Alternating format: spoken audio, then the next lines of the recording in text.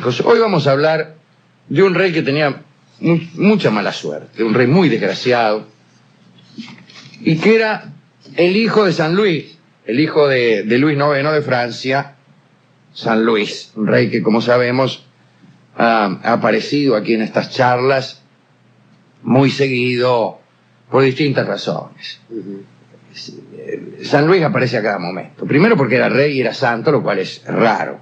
Casi es un oxímoron, una contradicción en el adjetivo.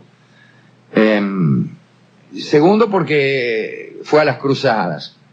Así que cuando hablamos de las cruzadas aparece Luis IX. Después porque le gustaba comprar reliquias y era muy crédulo al respecto.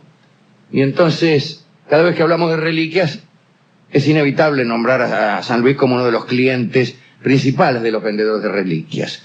Después porque él mismo generaba reliquias, ya que en su vida tenía fama de santo, y entonces la gente recogía la tierra donde él se sentaba, pedacitos de los vestidos, y los vendía como reliquias, a veces al mismo San Luis, agrego yo.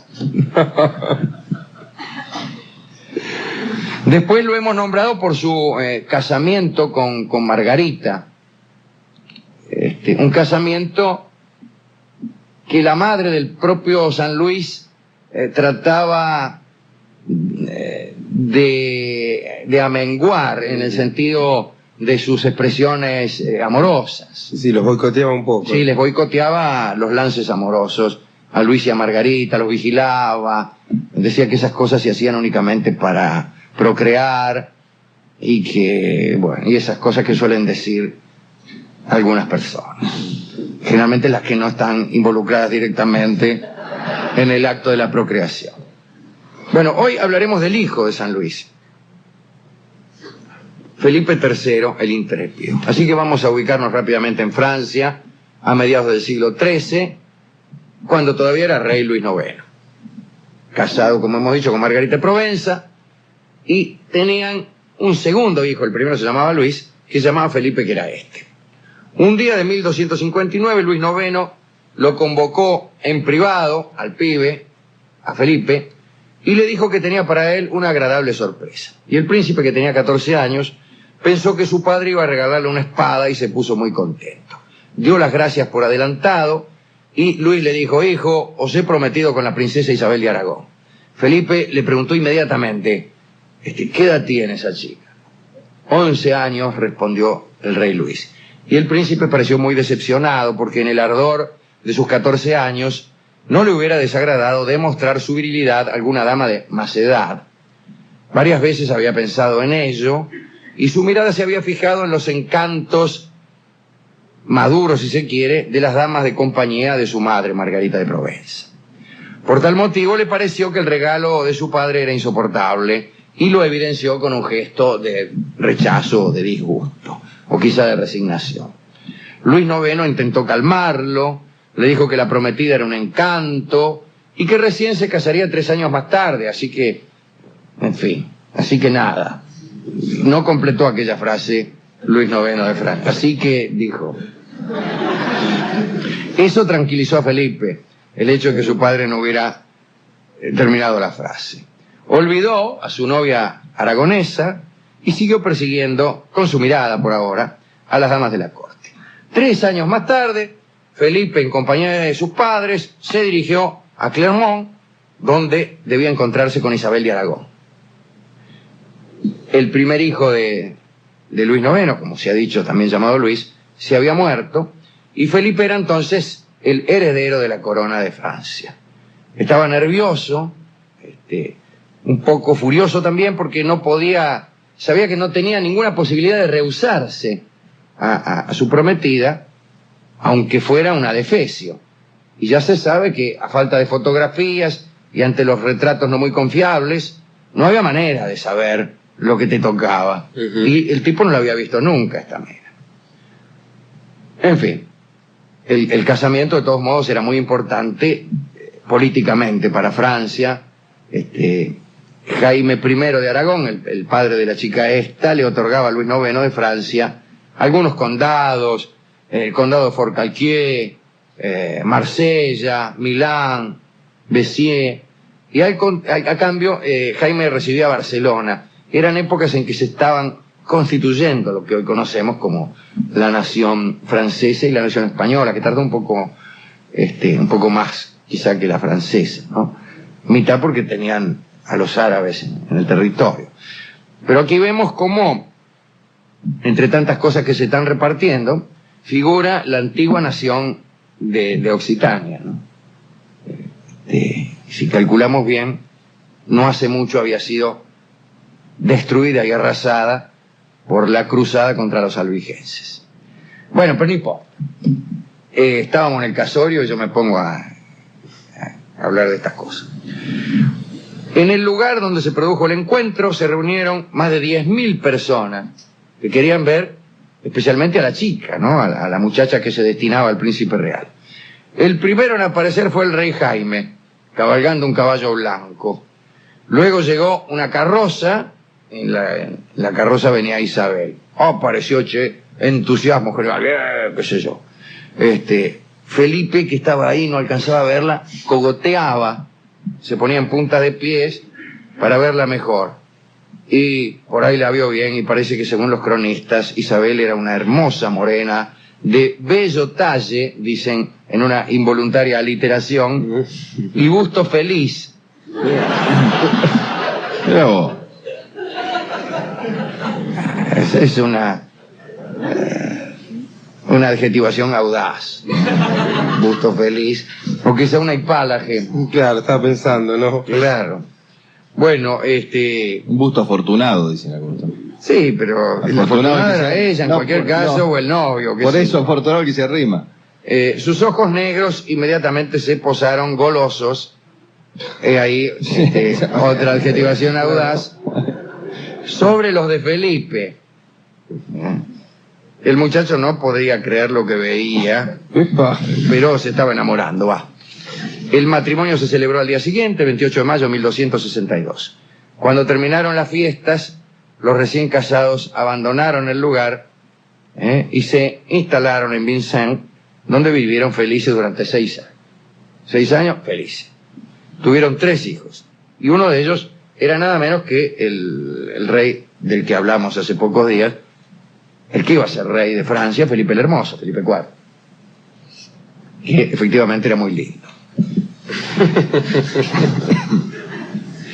En el año 1269, Luis IX partió por segunda vez a las cruzadas y ordenó a su hijo Felipe que lo acompañara.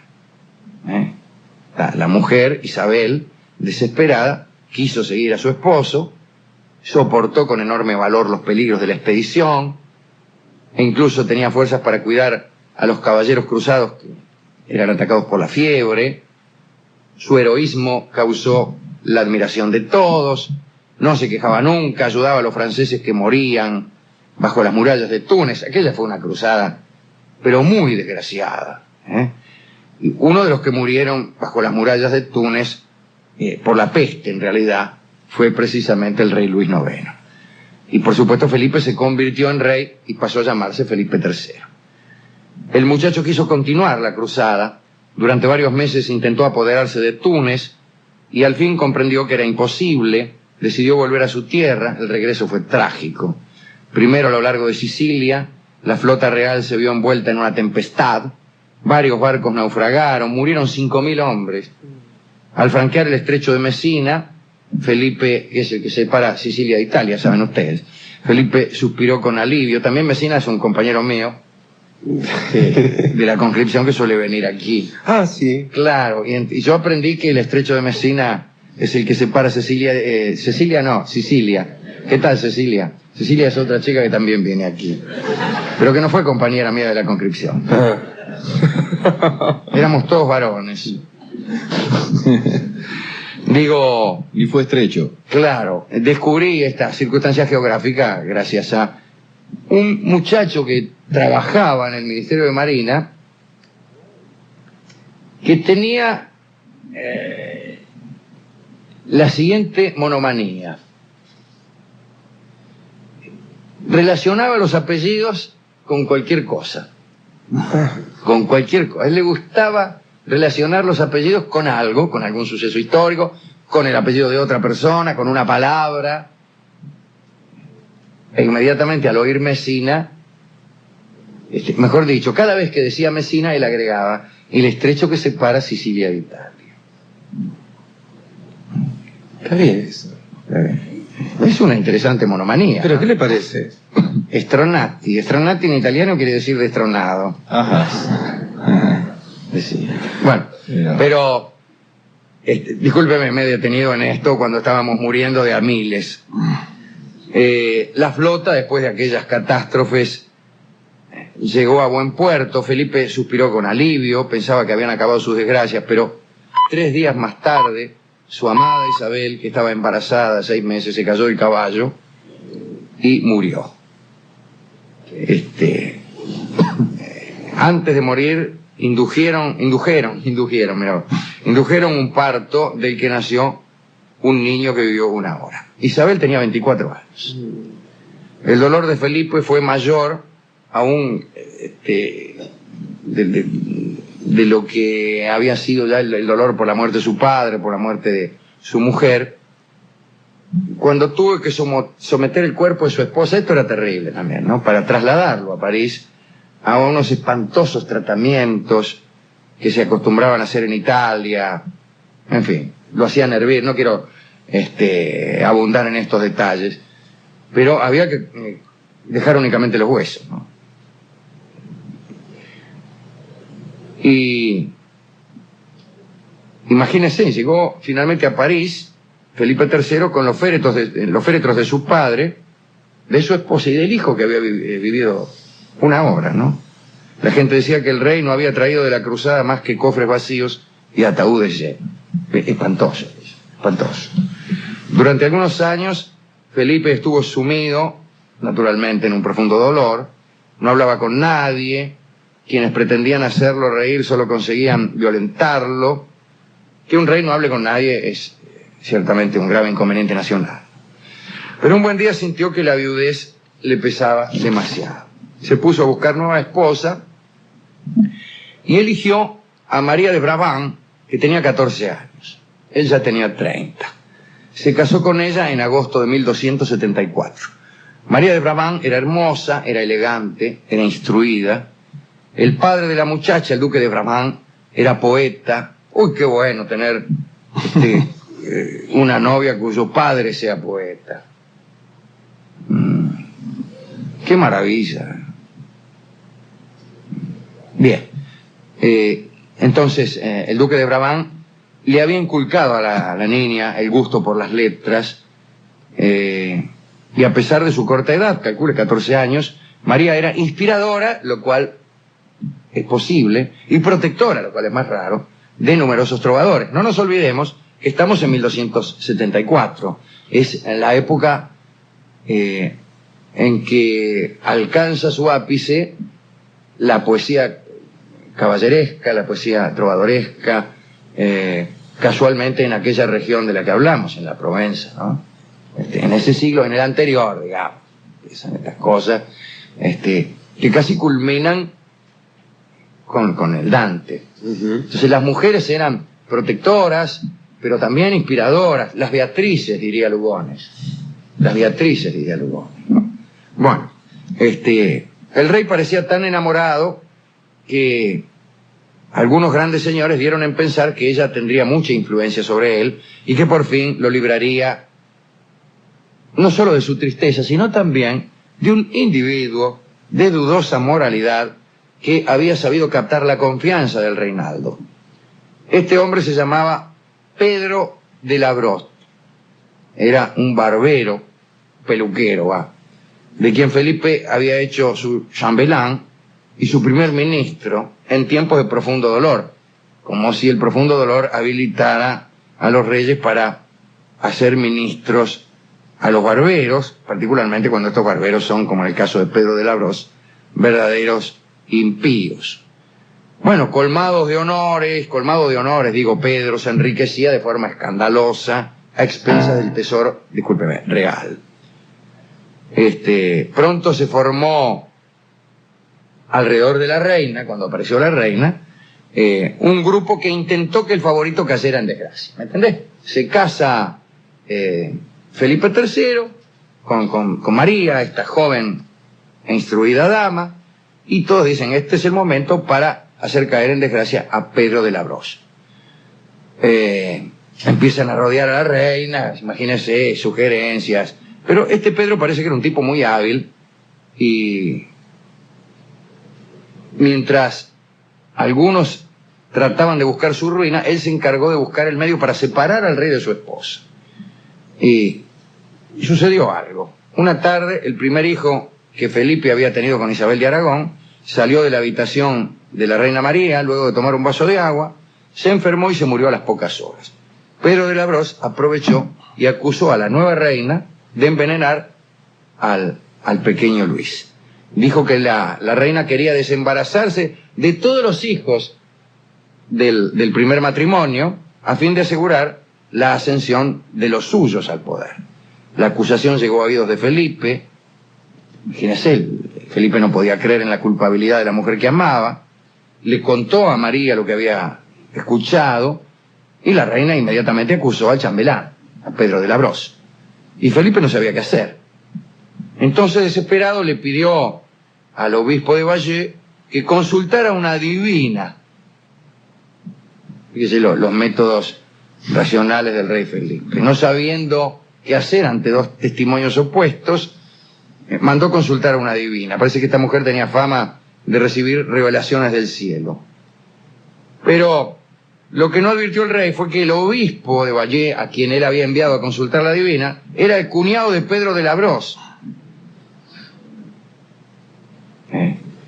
Y entonces dijo que había consultado a la adivina, en realidad no había consultado nada, y dijo, Majestad, no puedo responder porque he oído a la adivina en confesión y estoy obligado a... Eso fue lo que le dijo.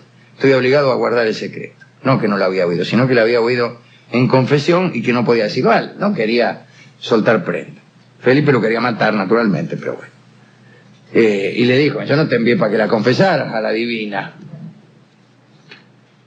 Echó al obispo, hizo llamar a un caballero templario, le pidió que le preguntara a la adivina por la muerte del hijo, bueno, todas esas cosas. En fin, la adivina dijo que Felipe no debía creer nada de lo que se insinuaba contra su mujer porque ella era buena y fiel. Naturalmente esta respuesta tranquilizó a Felipe y también a María. Pero claro, María, al saber este dictamen del oráculo, pidió la cabeza de Pedro de la Brosse. Y unos días más tarde, en virtud de este testimonio de la bruja, fue ejecutado Pedro en la horca de Montfaucon. ¿No? Fíjese, ¿no? Impresionante. Impresionante y alarmante. Al enterarse de su muerte, la reina sonrió. Pero sucedió algo aquí. El pueblo nunca creyó que de la Brosse fuera culpable. Siempre tuvo la idea el pueblo francés de que la asesina era la reina. La verdad es que nunca se supo verdaderamente quién mató al primogénito de Felipe III. Nunca se aclaró el crimen. Felipe se quedó contento con el testimonio de la adivina. Mejor dicho, la adivina que ni siquiera había dicho que el autor del crimen había sido Pedro de la Brosse. Solo había dicho que no había sido la reina. Y bueno, si no fue la reina habrá sido Pedro, dijo. El caso es que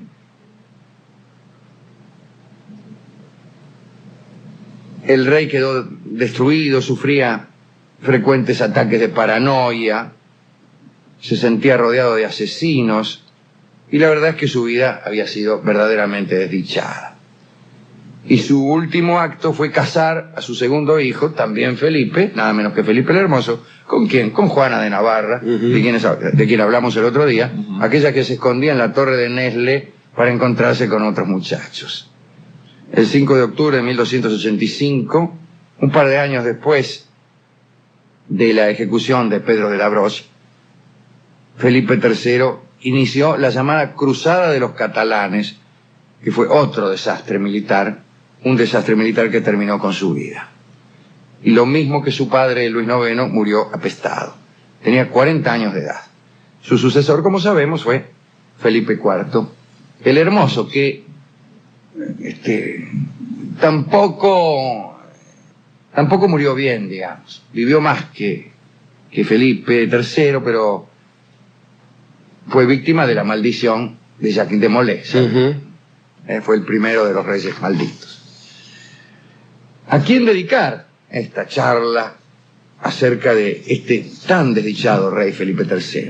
Bueno, pobre, dediquémosela a él, no más por las desgracias que ha sufrido. No me parece que fuera un buen rey, ¿no? Un rey que condena a muerte a un niato nada más que porque se lo dijo una divina. No parece ser un hombre de muchas luces. Pero bueno, ya que tanto ha sufrido, lo único que falta es que hablemos mal de él en esta audición. Sí. Justifiquémoslo por la época, Alejandro. Claro. Después me gusta también, me gustan las dos mujeres de él, más la primera. Más la primera. La primera era abnegada, cuidaba a los enfermos, y uno será muy poeta, pero entre una mujer que arriesga su vida por cuidar a enfermos y otra que protege trovadores para darse lustre, yo sé con cuál me quedo. Mejor dicho, sé a cuál valoro más. Con cuál me quedo, no sé.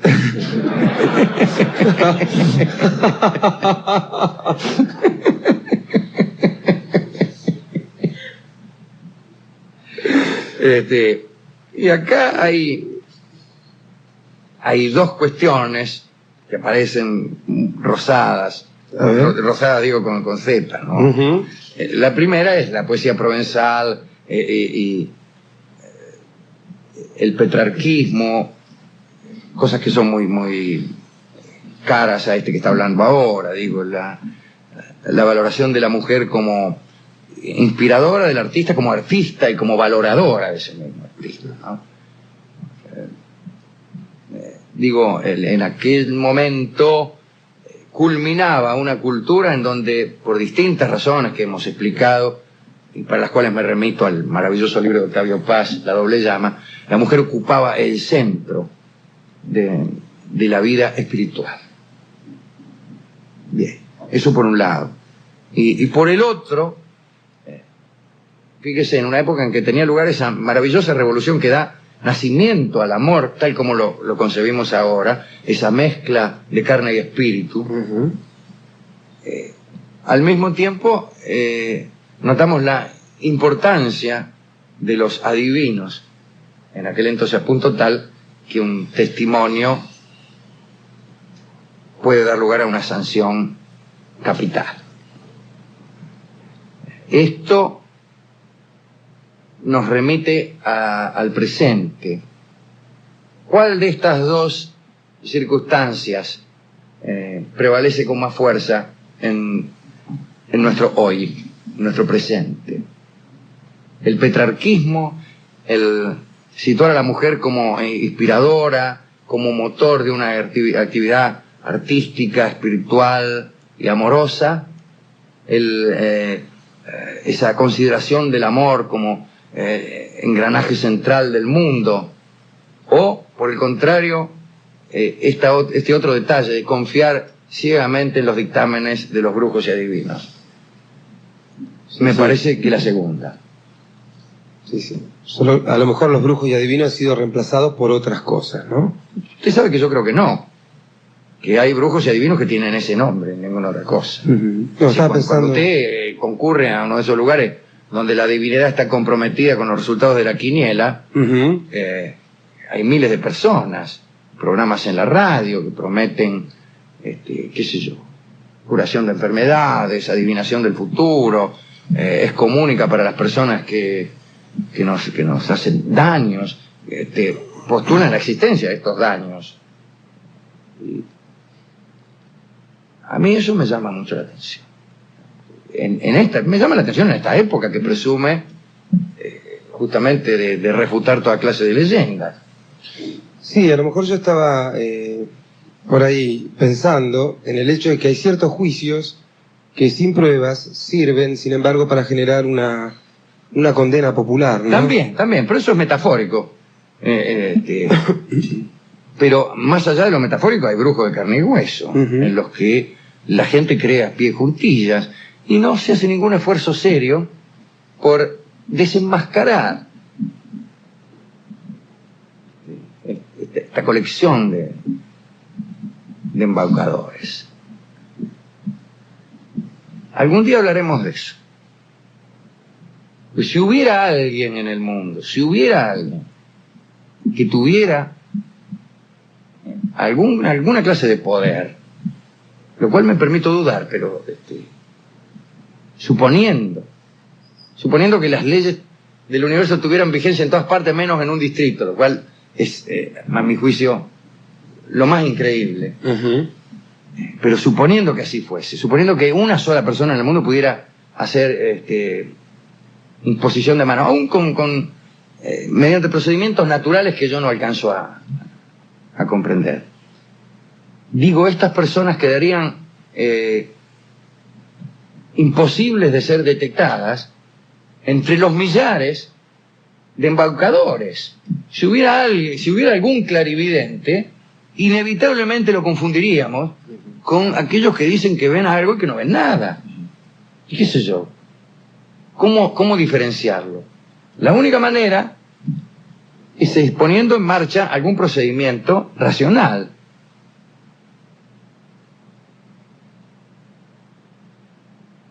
En ese sentido, hubo algunas personas, no aquí en este país, ¿no?, que tuvieron esa inquietud. Uno de ellos fue un mago, justamente. Houdin era un mago que... sí, con los espiritistas. Que tenía tanta gana de ver a un espiritista de verdad, que se dedicó a desenmascarar a los falsos, que eran todos. Sí, no encontró ninguno. No encontró ninguno bueno. No encontró ninguno bueno. Bueno, esta charla está dedicada al bueno que hubiere. ¿Y con qué con qué la vamos a ilustrar? Pues, ya que se trata de un rey tan envuelto en penas, vamos a escuchar una canción española que se llama Mi Pena y que canta Don Miguel de Molina. Canta sonriendo, que es su modo de llorar.